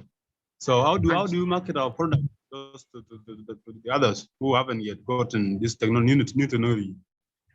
Bang, you've in asked a this very good technology. question because the market you live in, the global location, the economy you live in is a bit unique. And for you, it will come down to understanding what's available in your market. It's understanding what consumers in your part of the world can afford. What I suggest to you, Bang, is you're welcome to drop me an email and let me know what the product you're looking at and what part of the world you're looking at, and I can give you some ideas. But Bang, for you, I suggest strongly that you consider attending our diploma or postgraduate diploma, sir, because all of these techniques you're asking, you'll learn during the diploma or postgraduate diploma. It's only going to cost you a maximum of $920 over 10 months. Sorry, $900 over 10 months. And you pay that every month, $90 a month. By the time you graduate, you will have learnt at postgraduate diploma, which is just about the same as a master's degree level, on how to start a business before you actually fail, Bang. But you're welcome to email me and ask me any questions or WhatsApp me. But I strongly encourage you to join one of our classes. If you'd like to send me a message telling me you're interested, I'll have one of our consultants contact you, Bang, and the first month of our class is free. You're welcome to join it. Does that answer your question, Bang? I can't hear you, sir. I'm already part of the classes. I'm already part of the great. classes. I'm already Right. one of the. Well, Bang, if you're already one of my students, please WhatsApp me later or email me. Tell me about the product you're thinking of launching, and I would love to help you. You're one of our students. I'm here to help you, sir. But just do it by email because I don't want to give away your business ideas to everyone here. Send me an email or send me a WhatsApp. My colleague has put my WhatsApp number in the chat box. Just say, I'm Bang Riek. I attended your BizTalk. I'm one of your students. Can you give me some ideas about this business? I would love to help you, Bang. All right. I'm here for you. You can even call me on WhatsApp and we can have a telephone discussion when you're free. All right. Would that help you? Yeah. Thank you, Bang. Okay, Yeah, you're welcome, sir. You're welcome. Thank you. Okay, who else would like to talk to me? Solomon P. Quincy. Good evening, sir. It's good to see you back, Quincy. How can I help you, sir? Unmute your microphone. Good evening, Mr. Quincy. How are you? I can't hear you, Mr. Quincy. Your microphone is failing. Wow. I can't hear you, sir. Wow. Hello. Hi, I can hear you now. Tell me, have you learned anything today, Solomon? Fine. How are you doing? I want to appreciate you. I have learned a lot today. Thank you for giving us your time. My pleasure, sir. I am from Sierra Leone. My pleasure, sir. I'm an academic. I'm here to help, and I hope one day, if you're not already a student, you'll join my postgraduate diploma, sir. It'll open your eyes to the rest of the world. I am already a student. Good, excellent. Solomon, you're welcome to contact me at any time, whether by email and WhatsApp, and I would be happy to guide you on business strategy. I would love to share experience with you, sir. You're welcome. Thank you for joining me, Solomon. Do me a favor, Solomon. Next BizTalk, please share the link with anybody you know, even if they're not students. Please get as many people as you can to learn from me. I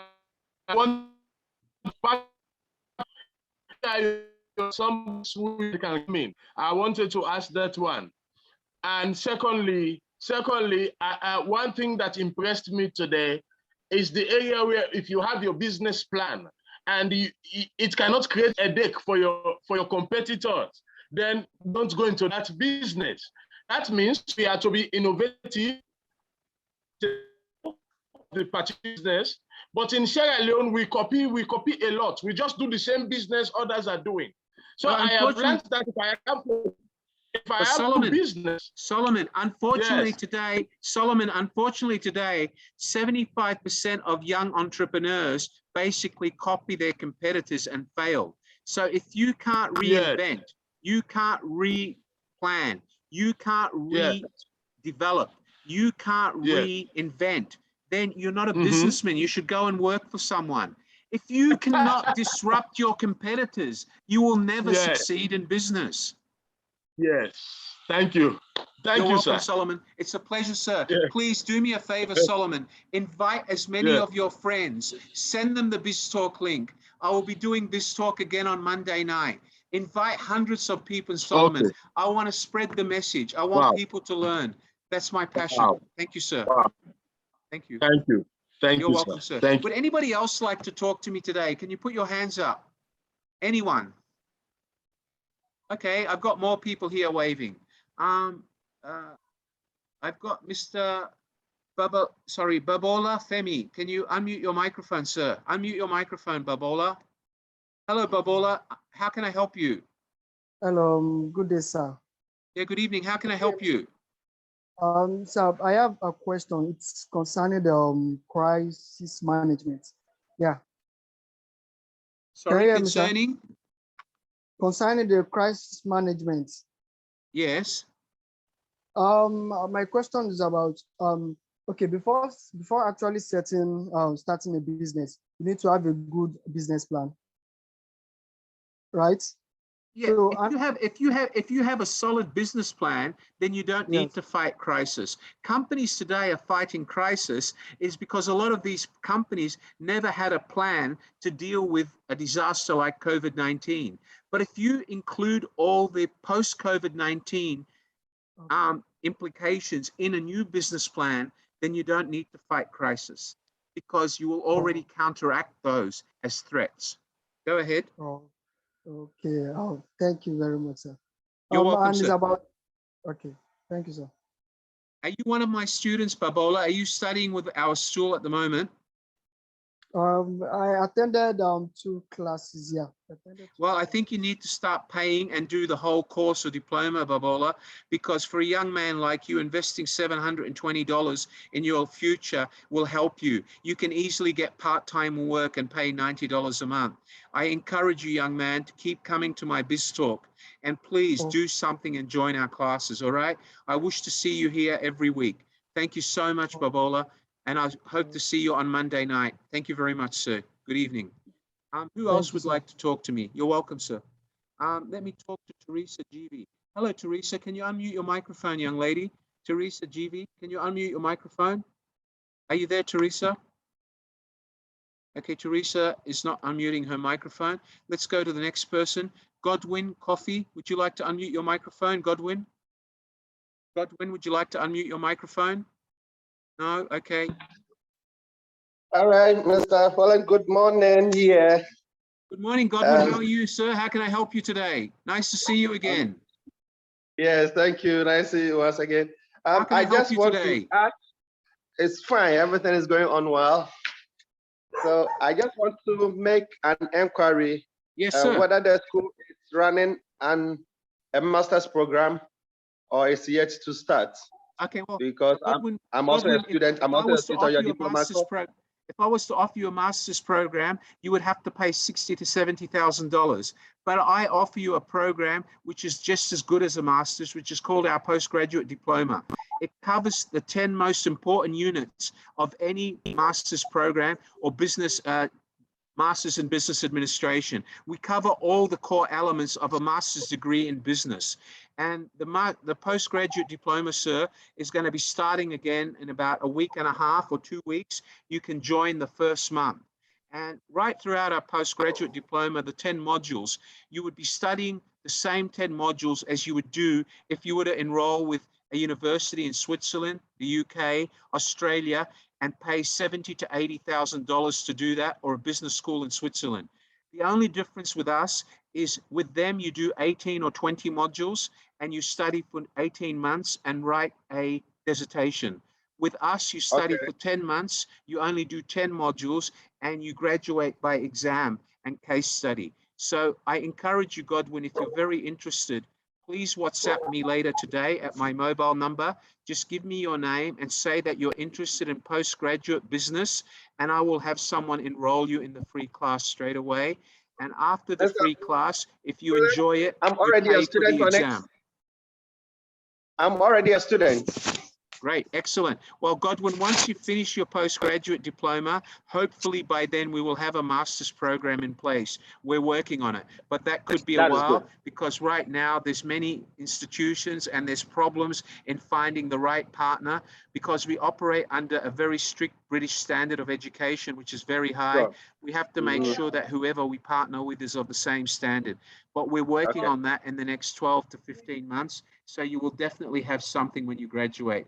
And you keep I'll in be touch with very me, Godwin. grateful. I'm here for you. You keep in touch with me on a regular basis, sir. You're All welcome. right. Any of you are welcome to WhatsApp me. If you attend our classes and any of you have any problems with any of our classes or any questions and you want advice, I am the head of department. You're welcome to WhatsApp me or message me anytime. I am committed to making sure that all of you as students succeed, whether it's only to graduate or succeed in business or finding a job. It's my pleasure to be here for you and to guide you. You're welcome to All right. contact me anytime, Kofi. All right. Thank you. Who's next, please? Thank Jinky you. Marie. You're welcome, sir. Jinky Marie Tublatin. You want to unmute your microphone? Unmute your microphone. Would you like to talk to me, ma'am? Yes, Hi. sir. How can I help you tonight, ma'am? None, sir. I just wanted to thank you for the good lesson today, Sir Wally. I learned Jinky, a lot, and have you enjoyed today's lesson, Jinky? Have I taught you anything? yeah, All right, Jinky, I you have really enjoy a lot now. well, I'm here for that. That's why I'm here. Jinky, you have my WhatsApp Yeah, number and email. Please WhatsApp me later and I will send you a copy of the material for you to learn from for future. All right? yeah, okay, sir. You're welcome, ma'am. Okay, who's next? I have, Okay, you're welcome anytime, young lady. I'll see you again at the next BizTalk. okay, sir. You're welcome. I'll talk to Alex Emmanuel Nitti. Hello, Alex. Sorry to keep you waiting, mate. I've got a lot of people wanting to talk to me. Can you unmute your microphone, Alex? Hi, Alex. How can I help you tonight, Alex? Okay. Thank you very much. You're welcome, I'm sir. just How can I help grateful you? for the knowledge. Yeah, I want to find out. You talk of SWOT analysis, for which the other time you spoke extensively about it. Now, is it necessary to do full risk analysis in your business plan, or there's no need to do your full analysis, risk analysis in a business plan? Well, okay. Well, let me just explain, Alex. If you're talking about SWOT analysis is a must. You cannot have an effective business plan without SWOT analysis. So let's forget pest.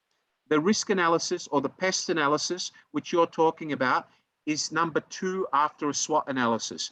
Before you can do pest analysis, okay, or petal analysis as it's called, you need to actually do what we call SWOT analysis.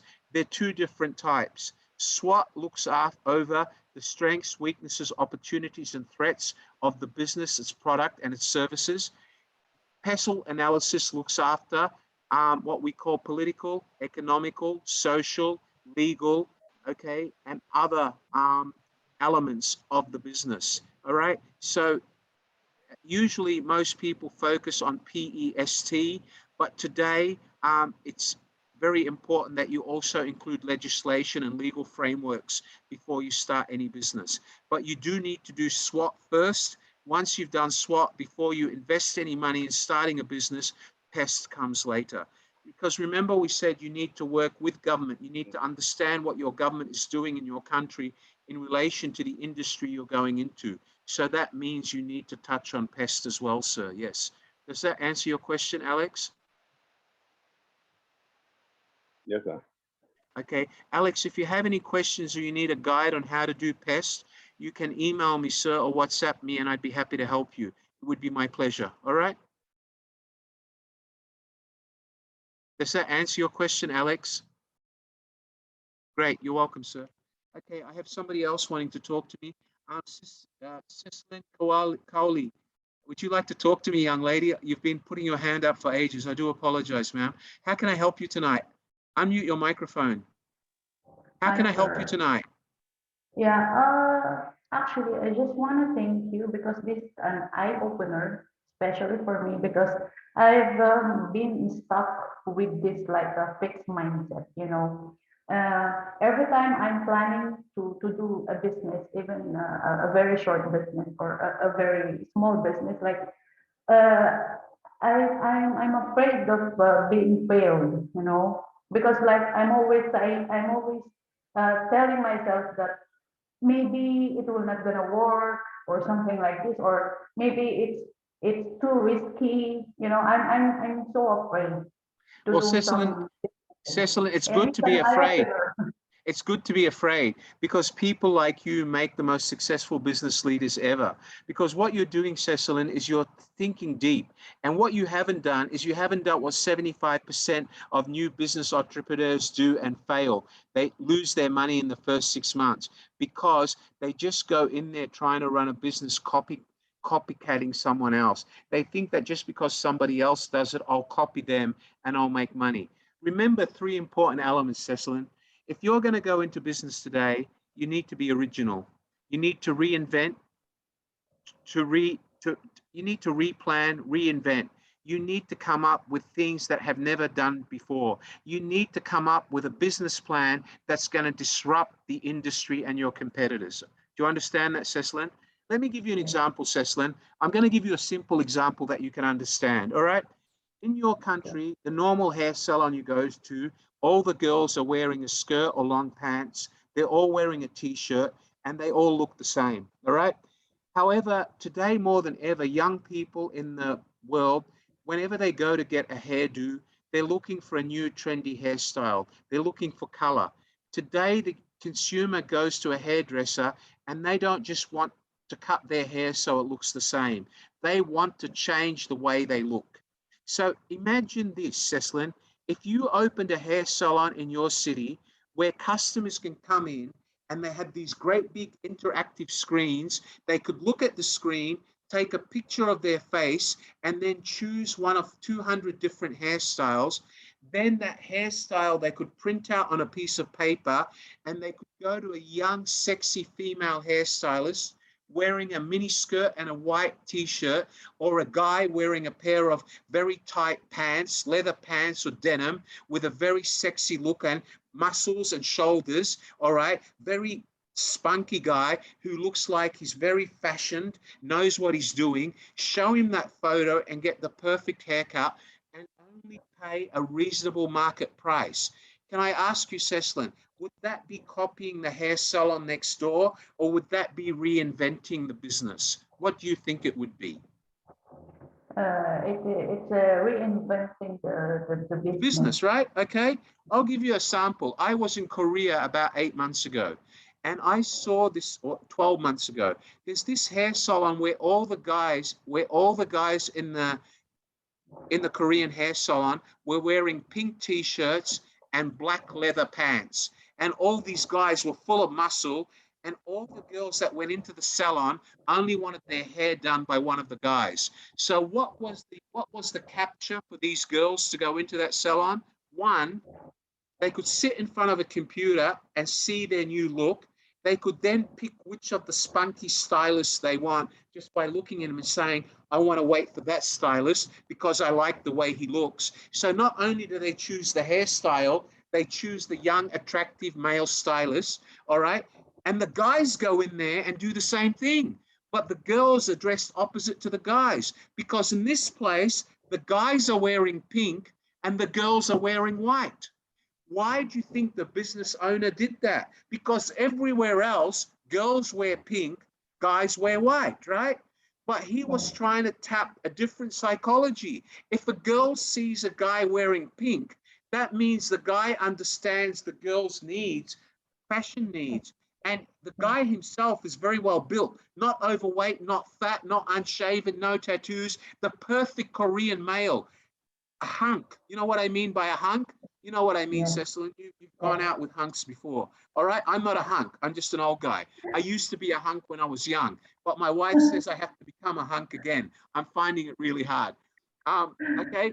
But what this did to this Korean business, Cecilin, this man opened one salon with 12 chairs. Now he has 20 salons with 240 chairs.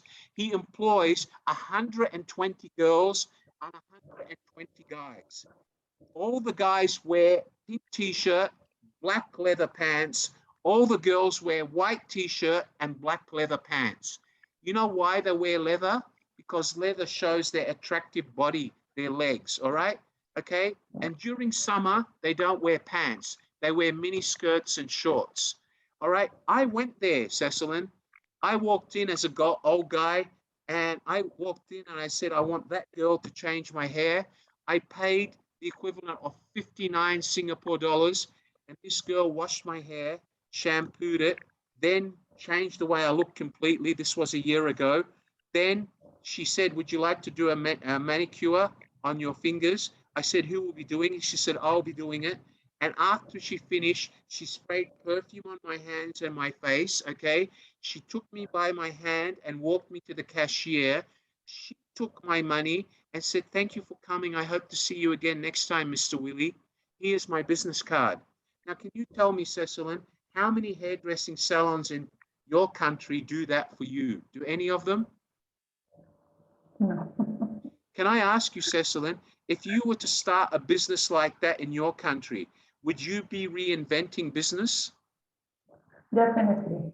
Let me For ask you sure. another question to make sure that you're thinking right. Where would you start this business? Would you start it right in the heart of the business district, in a shopping mall, or would you start it in a small suburban neighborhood? Where would you start it? In the small suburban You'd neighborhood. either go into a shopping mall or right outside a university where all the young guys come out, right? You know? And you would price the business to meet those of your competitor. So you would look for any other hair salon in your country, which is similar but not as good as you. If they're charging $20, then you would price your product at $20 as well, because you would have to make sure that you had the financial resources to make sure you can survive the first 12 months. Because if you price your product at $200 for a hairdo, you're not going to get any student in your country, are you? Yes or no? Yeah. Can I Yeah. ask you, Cecilin, in your country, how much does a young girl pay when she goes to a hair salon? Maximum. Tell me. You used to be a schoolgirl. What would you pay? So for now, I really don't know because I'm not in my country right now. But All I right. think Well, when you were in your country, what was the price? it's like 100 pesos, something like All right. that. Well, I was in the Philippines like last year, and I used to go there on business. And the last time a Filipino girl cut my hair, it cost me the equivalent of 22 US dollars. So the prices have gone up by now, all right? But that was including a manicure, all right, and shampoo. So if you don't get the shampoo and you don't get the manicure, it's probably about 11 US dollars. So can you imagine what would happen if you took the new concept and sold it at the same price? What would happen to your business, Cecilin? Sorry, sir. You'd make a lot of money, right? Oh, yeah. Do you understand? I'm not telling you should do it. I'm just trying to make you think of ideas of how you reinvent. Do you understand what I'm saying? Yes. If you wanted to open a food restaurant, you wouldn't open a restaurant in the country you're in selling hamburgers, because there's probably 20 hamburger restaurants. But if you did your research and worked out that there's 25,000 Filipinos there, and you opened and sold pork and chicken adobo, and you only opened for lunch and dinner, and there's no other adobo restaurant in that country, and you also delivered adobo through a delivery service for lunch, and you delivered hot adobo with hot rice, you capture the market, because you're not copying another hamburger restaurant. You're reinventing new food and bringing it to that country. Do you understand what I mean by new ideas, Cecilin? Yes, sir. Yes, Are you sir. studying with us at the moment, Cecilin? Are you one of our Yes, students? sir. All right, Yes, sir. Cecilin, I'm a lecturer and an academic. And because you're one of our students, what I suggest you do, if you ever want to talk about a business idea before you graduate, just WhatsApp me or email me and I'll call you and have a discussion. Would that help? Yes, sir. Definitely. God bless you. Thank you for joining me today. Cecilin, can you do me a favor? Please encourage all your other Filipino friends, any other friends, to join us for BizTalk. Every time we advertise a BizTalk, give them the link and tell them to join. All right? And just message Sure, me. sir. I've got my friends to join, all right? Because the more Sure. people that I can teach, the more satisfaction I get as an educator. Do you understand that? Yes, sir. Thank you, Cecil, and God bless you. Thank you. Thank you, sir. Thank you. Who else would like to talk to me? Cedric, do you want to wave and talk to me, Cedric? You want to talk to me? Okay, I'll unmute your microphone. Cedric, say hello, mate. Hi, Cedric. Yes, sir. How are you today, mate? I'm good, sir. Have you learned anything from today's session, Cedric? Yes, and it's good. It's good for me to see you again. You're welcome, sir. I've learned a lot today, and I'm enjoying the lesson today. I've seen what to overcome the pandemic crisis. So we need to reimagine, and we need also to replanning. We need Reinvent. also to reinventing and recover. Absolutely. And Cedric, So that we please can drop. see Yes, go ahead. the opportunity. Yes, sir. You're right. Go on. And also today we learn how we can develop a business plan. Yes, sir. What I didn't take is the financial plan. For financial plan, so I think you didn't tell us if you can list. The reason I didn't do that, Cedric, because a financial plan is a lesson on its own. But I will be coming up with a lesson on preparing a financial plan for business, probably next week or the week after. Stay tuned. But there will be a 2-hour lesson on that, because that on its own will take 3 hours. It's a very complicated module. So I'd rather cover it in detail so you can use it. And I'll give you some worksheets that you can use to do the financial planning. That will happen in the next 2 weeks, Cedric. All right? Okay, thank you. Cedric, do me a favor, please. If you have any friends that want to join BizTalk, please give them the link and welcome them to join us. They don't have to be students, all right? Cedric, thank you for joining me again. I look forward to seeing you graduate soon, my good friend. Thank you, sir. It's a pleasure to have you in the class again. Thank you.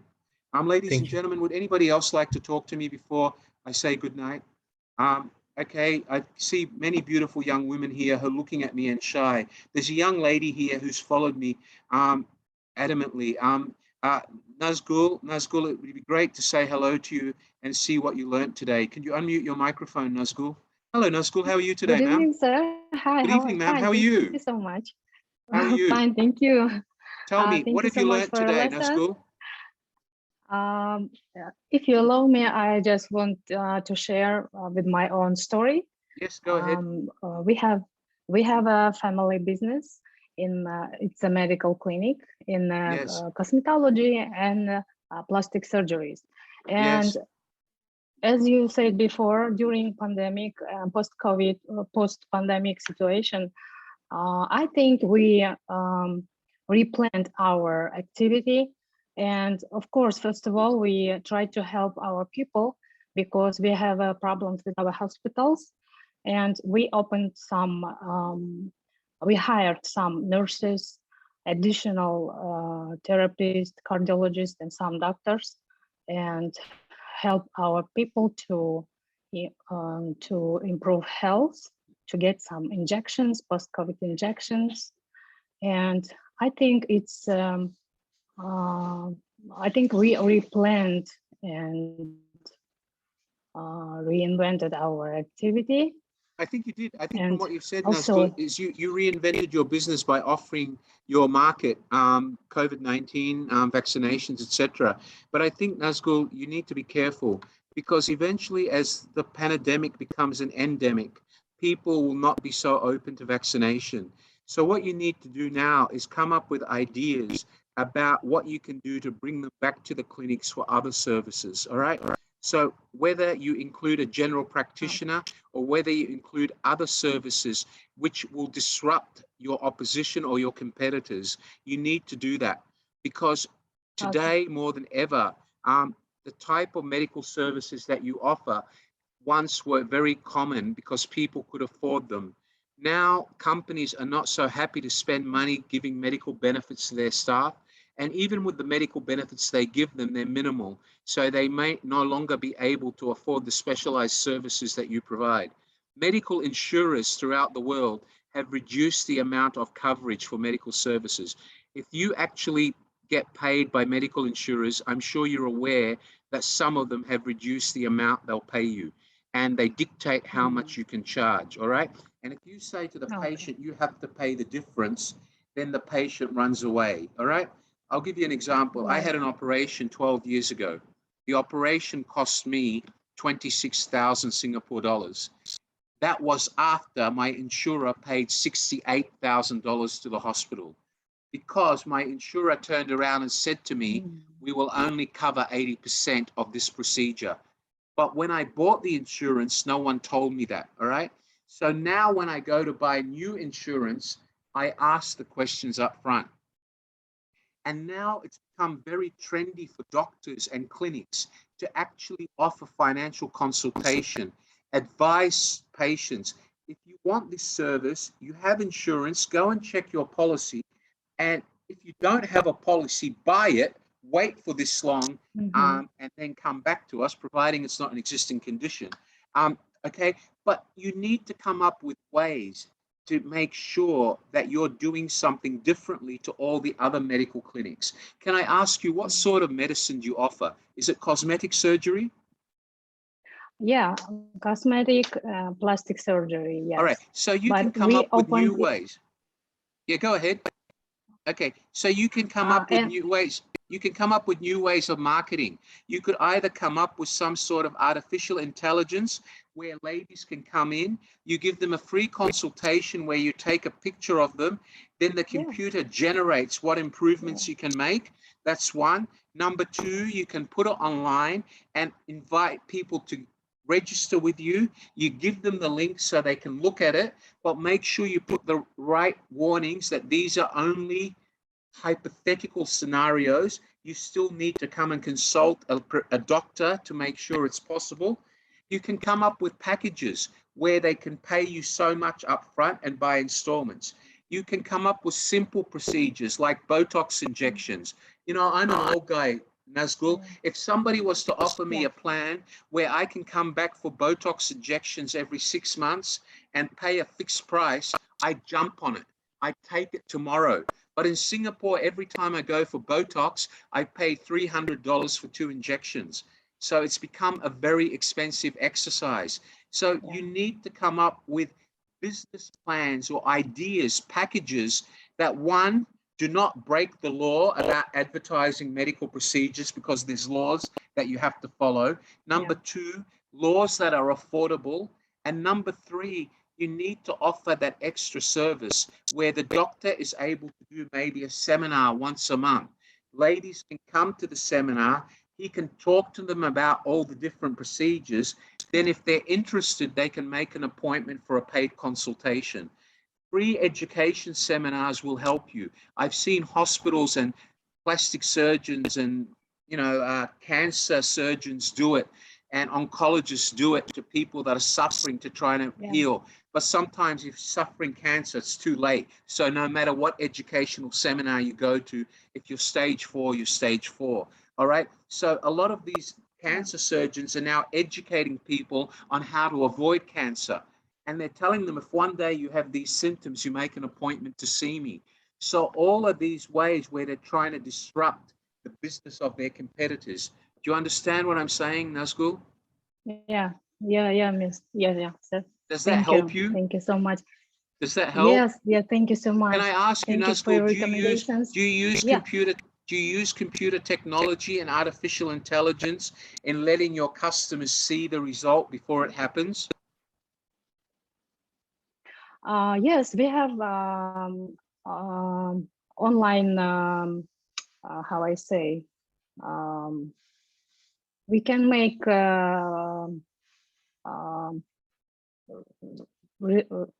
so can they take a picture of themselves and see what they'll look like after the procedure? Yes, we have an Instagram page and we have our website. Okay, well, let me give you some Yes, advice, and you can Nazgul. see. If you look into medical technology companies in Korea, I know for a fact that there's 2 or 3 companies in Korea that have such artificial intelligence that a woman can sit in front of it and tell it, I want a nose that looks like Madonna. I want a nose that's shaped like this. And while the camera is looking at her, it'll start throwing ideas at her. And once she picks an idea, it will make an appointment for a free consultation with a surgeon. And that first consultation is done online. But when she comes to the clinic, she pays. It just may be ideas that you want to think about. But, you know, I'm not a doctor, Nazgul. I wanted to become a doctor, but I failed biology. I was afraid to dissect a rat, so I couldn't go to medical school, unfortunately. But Nazgul, please, I encourage you to take up one of our postgraduate diplomas, Nazgul, because it will help you learn about the new ways of running the business.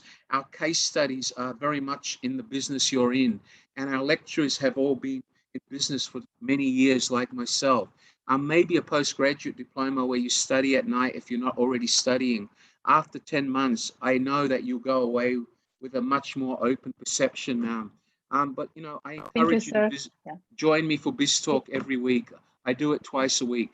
Thank you, Nazgul, and maybe one day I can visit your country and visit your clinics for what do you call it, Botox injections. That would be great. Thank you so much. Thank you, Mel. Thank you. Thank you. Good afternoon. Would anybody else like to ask Wally any questions? Ladies and gentlemen, just before you go, you can visit our social media on Facebook, Instagram, or YouTube, the Apex Stories. And tomorrow morning, you'll find a video of today's session on the Apex Stories. You can download it and watch the lesson again. As I said to everybody, please, you can invite any of your friends, family, students, or workers or employees. If you've got people in your admin team, Nazgul, that you would like to learn more and they can't afford to study with us, you can make it mandatory for them to attend our BizTalk as part of their training. Give them the link and tell them to attend when you attend, and you can see whether they're here or not. At least they'll learn some business basic ideas that can take back and put, especially your clerical people, all right? But I encourage you, ladies and gentlemen, invite as many of your friends as you can to BizTalk. And just WhatsApp me and tell me, my name is Nazgul. I invited 5 of my friends to BizTalk and I gave them the link. Please, I am here to educate. I'm here to mentor. I'm here to build. I'm here to develop. I'm here to inspire. Do you all understand what I mean by that? Ladies and gentlemen, I have been an academic for 38 years. I have been a consultant and a motivator to CEOs and politicians all over the world. I have seen more than 15 or 20,000 students from the Philippines, India, Pakistan, Bangladesh, and Thailand graduate. I'm passionate about developing and sharing my business experience. I have been executive vice president in business restructuring, business productivity and operations with some of the biggest companies in the world. I bring my talent to you so you can learn from it. Don't be shy. Do not be fixed-minded. Be global-minded. Open your mind. Do not be ashamed to ask questions.